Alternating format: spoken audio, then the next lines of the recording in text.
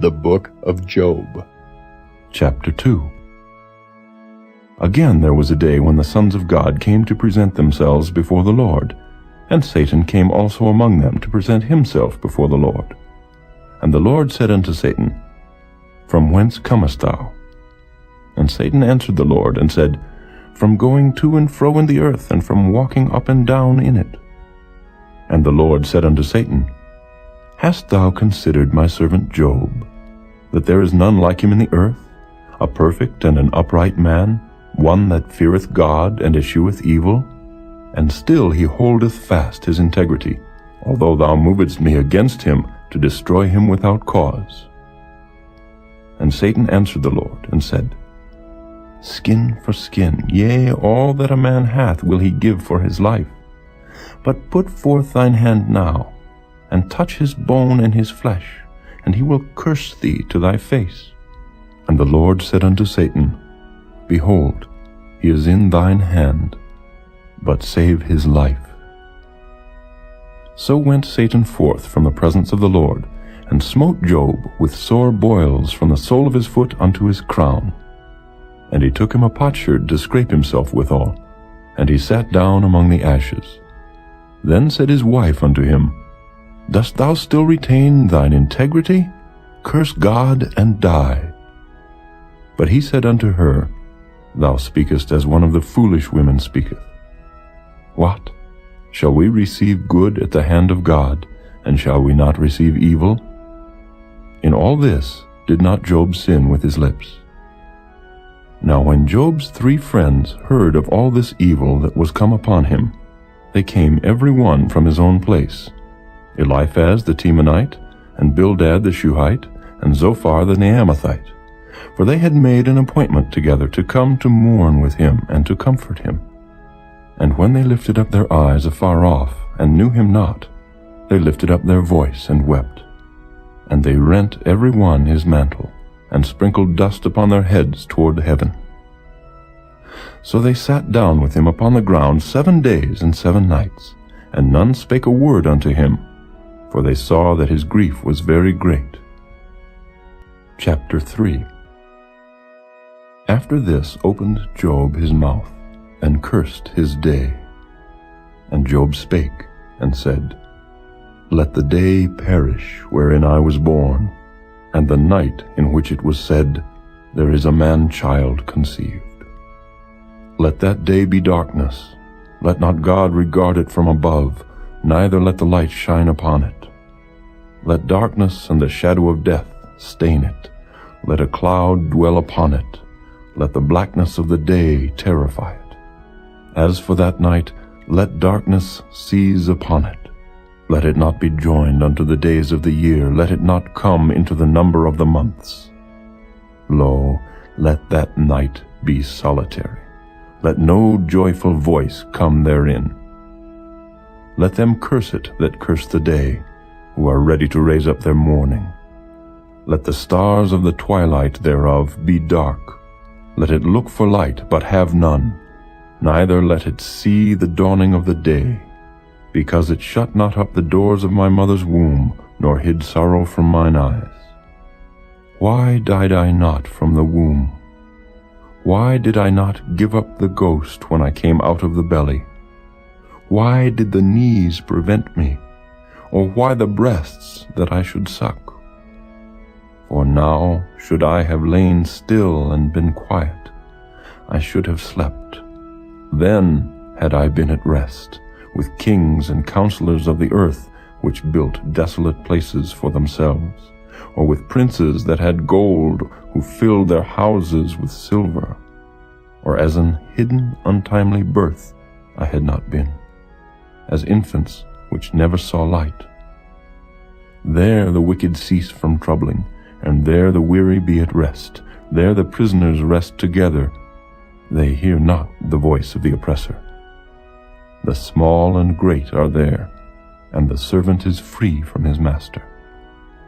Wherefore is light given to him that is in misery, and life unto the bitter in soul, which long for death, but it cometh not, and dig for it more than for hid treasures.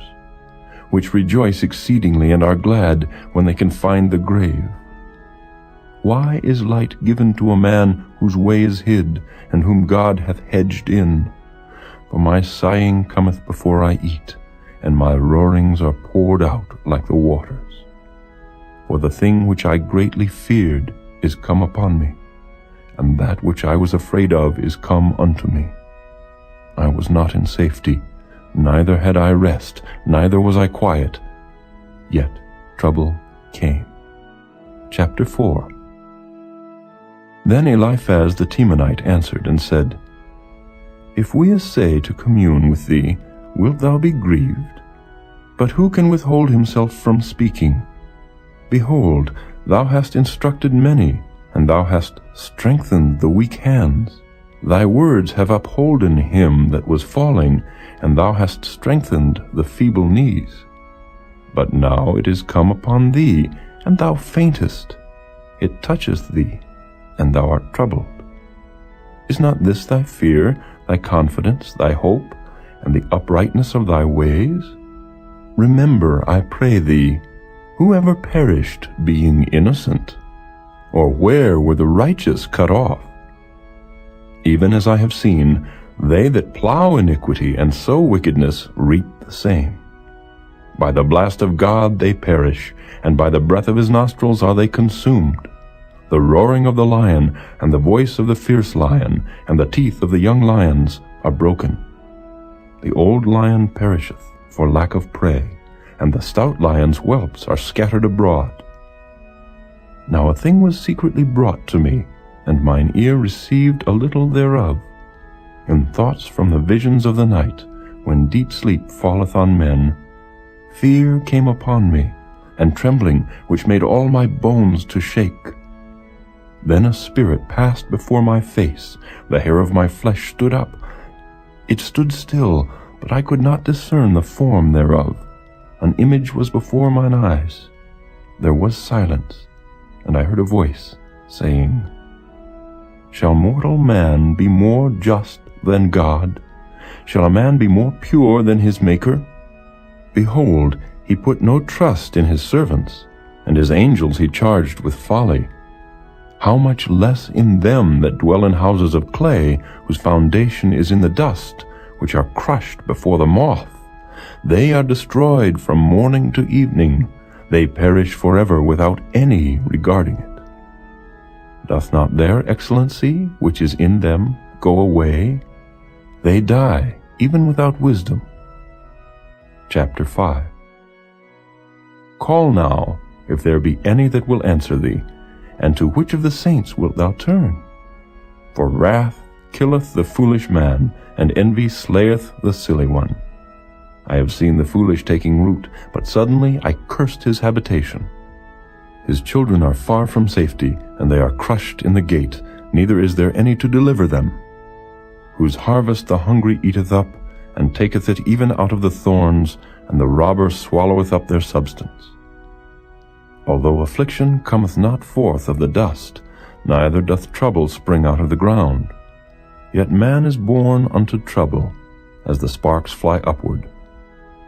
I would seek unto God, and unto God would I commit my cause, which doeth great things and unsearchable, marvelous things without number, who giveth rain upon the earth, and sendeth waters upon the fields, to set up on high those that be low, that those which mourn may be exalted to safety.